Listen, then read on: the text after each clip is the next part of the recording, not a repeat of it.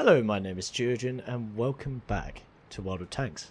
Today we're in quite a favourite vehicle of mine, even though it isn't really that great a vehicle. It's easily fallible. And this is the Jagdtiger 88. A premium tier 8 tank destroyer in the German line. It used to be available for purchase, but it has now since been removed from the in-game and the online store. Now, the Jagdtiger 88 is based on a Tiger II chassis, removed the turret, and put on a 88mm gun. That's basically like the normal Jagdtiger, without the 128, with an 88 instead. And the 88 has very good rate of fire, around 4.5 seconds with my configuration. Very good crew, gun rammer, and vents. The crew has brothers in arms as well. You could use food, but I prefer to use a fire extinguisher in the standard setup because if you get set on fire in this thing, then you're kind of screwed. I've also got binoculars just in case I need to sit on ridge lines and wait behind cover. However, we're on Kharkov, so that means we can't really push, stay at the back behind any bushes because, well, there aren't any in the vicinity. The Jagdtiger, as you saw then, does have a problem with its engine and its front lower plate. You penetrate the front lower plate very easily, much like on the Tiger and on the normal Jagdtiger, and the engine can be damaged. However, the main strength of the vehicle is its excellent rate of fire, decent penetration of 203. It is that L71 gun that everyone knows and loves.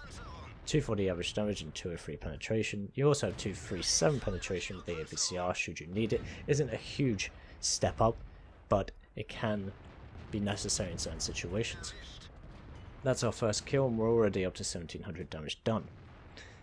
This friendly Tiger II is kind of getting in the way, however, so you always get it in certain situations, don't you, where you want to take a shot but your friendly or ally is going back and forth, and if you fire, you're going to kill them or deal damage, and then you're the bad guy. So hold your fire and move forward. When the engine is fully operational, the vehicle doesn't move too slowly. It did receive a buff to its top speed. It used to be very slow at only 28 kilometers an hour, and they added 10 more kilometers an hour up to 38 because they saw it needed a buff. That charioteer has no armor to speak of, and the back of the T-34 is even better. And goodbye. There we go. He does angle, but the T-34's side and rear armor is pretty awful. I was expecting that IS-3 to reverse, but if he comes forward, shows me his inside drive wheel, then, well, we track him in place and our friendlies deal with him. Impressive accuracy on the move, however the side armor is pretty terrible. As you can see, the shell just goes straight through the side here from that the T10. Used to be an IS-8. Regardless, we're still in this game, and thank you. The accuracy is sometimes really remarkable in this machine. However, you do get those occasions where the accuracy is just subpar at best for some reason. A new tank, the M46 KR. He puts a shell into us and again damages our engine, but we reload before him, as we do with many tanks, and we kill him. As you can see, his shell went in the lower plate here. Or, where did that IS-3 shell go in? I imagine it went in the same place then, because there should be two markers indicating that we got penetrated earlier by the IS-3. So yeah, you do have a very poor lower plate, but the upper casemate is quite strong. As you saw earlier, we were bouncing a couple of shots from the, what was it, the Super Pershing, yes, the T-2064. However, with a damaged engine, we are struggling, and we're pretty much going just over T-95 speeds right now, which, you know, is a blistering 18 kilometers an hour. Or does the T-95 only go at 12 kilometers an hour? I'm not actually sure. I thought it was 15 or 16. I don't know. I don't actually own a T-95. Managed to get a shot into the Centurion 7-1 on the side of his turret, outside the spaced armor of the gun mantle, and there we go. Very quick game, very quick amount of damage, 20 hits, 4,216 damage done, and 6 kills. It was quite, well, they were kind of handed to me really because of good positioning or being in the right place at the right time. We'll just take a quick look at the post-game statistics. So it's the post-game stats once again, and here we see we got a Mastery Ace Tanker for that very quick match, as a lot of these Battle Tank games seem to be. You either get really quick matches, or you get those really, really long and boring games where you have to wait ages, especially if you die before. But I love to digress, don't I? A Bruiser Medal, Shellproof, 5 for effect, 122,000 credits. That is a really nice thing about this tank. The ammunition is cheap, and of course it's a premium, so therefore you get a bucket ton of credits if you do well, especially with a premium account. And a Top Gun for those 6 kills, 4,740 XP as well, times 2 first win of the day.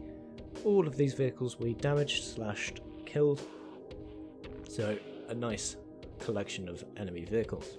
In terms of experience, we came top, 1,580 base, 4,216 experience, 6 kills. And for the enemy team, this T10 and the Centurion that we saw towards the end did quite a good amount of work for their team, but we just pushed through their flanks quite quickly. Nice textbook aggressive matches. I do enjoy playing them. 22 shots fired, 22 hits, very good accuracy for this game. Sometimes the gun just decides, nope, I'm not going to work for you today. But in this match, it went all to plan. Only 2 shells failed to penetrate, however. Totaling 4,200 damage, 9 hits received, 3 of those penetrated, 2 in the lower plate and 1 in the side. Front lower plate and 1 in the side from the T10, and 6 non-penetrations, mostly off the gun mantle and upper superstructure on the casemate. Almost 1,500 damage blocked therefore. 1 enemy vehicle spotted, yeah, whatever, and 10 enemy vehicles damaged, 6 of those we personally destroyed. 25 assistance damage, I have no idea what that was. We also defended the base a little bit, collecting 23 defense points. When I was talking about ammunition costs, you can see to the right hand side only 5,500 credits spent on ammunition, and we fired 22 shots. I don't know how much the ammo costs exactly, I think it's around 200, you can do the maths, but I'm not going to do it for you now. We had to use our repair kit though, and 7,000 on repairs, but we still made almost 110,000 profit. And that game was only 5 minutes, so 5 minutes work, 110,000 in profit. I am very much glad that I picked one of these things up. Even though I'm not the best player in it, I have played probably about 400 games in this vehicle, and yep, that seems excessive, I know, but when you get matches like this, it is all worth it. And almost 5,000 XP as well for the crew of your other tier 9 and 10 really German tank destroyers. But that was the Tiger 88. Tell me your thoughts down below. I imagine a lot of you probably see these things and go, ah, tasty snack. And in all honesty, when you get the side and rear, I agree. But if you own one and have seen what it can do, I think a few of you out there have them. Tell me your thoughts anyway down below. And as always, I've been Geogen. This has been World of Tanks, and I'll see you chaps and chapettes in the next one.